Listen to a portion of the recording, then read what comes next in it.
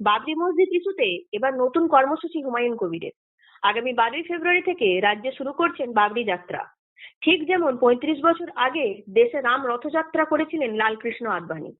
হুমায়ুন কবির জানান, আগামী 11ই ফেব্রুয়ারি বেলডাঙায় প্রস্তাবিত বাবরি মসজিদে ভিত্তিপ্রস্তর হবে। তার পরদিনই 12ই ফেব্রুয়ারি রাজ্যে বাবরির যাত্রা শুরু করবেন। রাজ্যে 240 কিলোমিটার বাবরি যাত্রা হবে হুমায়ুন কবিরের। তিনি জানিয়েছেন, নদিয়ার পলাশী থেকে শুরু হবে এই যাত্রা। মুর্শিদাবাদ মালদা হয়ে উত্তর দিনাজপুরে শেষ হবে বাবরি যাত্রা। 100টি 4 চাকা গাড়ি এই যাত্রায় অংশগ্রহণ করবে। প্রতি গাড়িতে চালক ছাড়াও 4 জন করে যাত্রী থাকবেন, যারা বেলডাঙার বাবরি মসজিদ সম্পর্কে মানুষের কাছে তুলে ধরবেন, কবিরের হয়ে প্রচার করবেন। কিন্তু কি কারণে হঠাৎ এই ধরনের কর্মসূচি? বিধানসভা নির্বাচনের আগে হুমায়ুন কবিরের এই কর্মসূচির মধ্যে রাজনৈতিক উদ্দেশ্য অবশ্যই আছে। বাবরি মসজিদকে সামনে রেখে মানুষের যে আবেগ আছে তা লক্ষ্য করা গিয়েছে গত 6ই ডিসেম্বর। সেই আবেগকে কাজে লাগিয়ে ভোটের আগে মুসলিম সম্প্রদায়কে একজোট করতে চান হুমায়ুন। ঠিক যেমন 35 বছর আগে লালকৃষ্ণ আদবানির নেতৃত্বে বিজেপি ও আরএসএস করতে চেয়েছিল। তখন অযোধ্যায় বাবরি মসজিদের জায়গায় রাম মন্দির নির্মাণ করার দাবি নিয়ে 1990 সালের 25শে সেপ্টেম্বর রথযাত্রা শুরু করেছিলেন তৎকালীন বিজেপির সভাপতি লালকৃষ্ণ আদবানি। গুজরাটের সোমনাথ মন্দির থেকে শুরু হয়েছিল রথযাত্রা। গন্তব্য ছিল অযোধ্যার বাবরি মসজিদ। তার এই রথযাত্রার লক্ষ্য ছিল হিন্দু ভোটকে একত্রিত করা, জাতীয় স্তরের বিজেপির শক্তি বৃদ্ধি করা।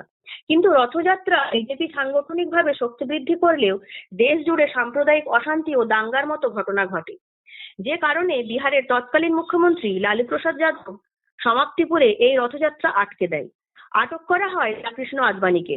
গ্রেফতার করা হয়েছিল বহু মানুষকে, যারা এই রথযাত্রায় অংশগ্রহণ করেছিলেন। লালকৃষ্ণ আদবানির এই রথযাত্রার প্রেক্ষাপট তৈরি হয়েছিল সেই বাবরি মসজিদকে কেন্দ্র করে। সেখানে তাদের দাবি ছিল রাম মন্দির নির্মাণ করা। এবার সেই ধাঁচে রাজ্যে বিধানসভা ভোটের আগে হুমায়ুন কবির ডাক দিয়েছেন বাবরি যাত্রা। সেই যাত্রার এই রাজ্যে অনুমোদন কি দেবেন মুখ্যমন্ত্রী মমতা বন্দ্যোপাধ্যায়? যদিও হুমায়ুন কবিরের বক্তব্য, এই বাবরি যাত্রার মধ্যে তার কোনো রাজনীতি নেই। লালকৃষ্ণ আদবানির রথযাত্রার উদ্দেশ্য ছিল বাবরি মসজিদকে ভেঙে রাম মন্দির নির্মাণ।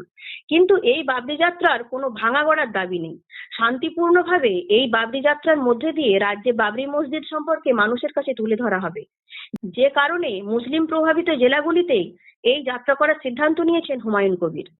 রাজনৈতিক পর্যবেক্ষকদের মতে হুমায়ুন কবিরের এই যাত্রার মধ্যেও রয়েছে রাজনীতি।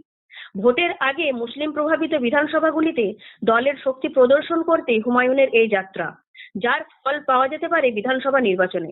তবে শেষ পর্যন্ত হুমায়ুন কবিরের এই বাবরি যাত্রার অনুমতি মমতা প্রশাসন দেয় কিনা সেটাই দেখার।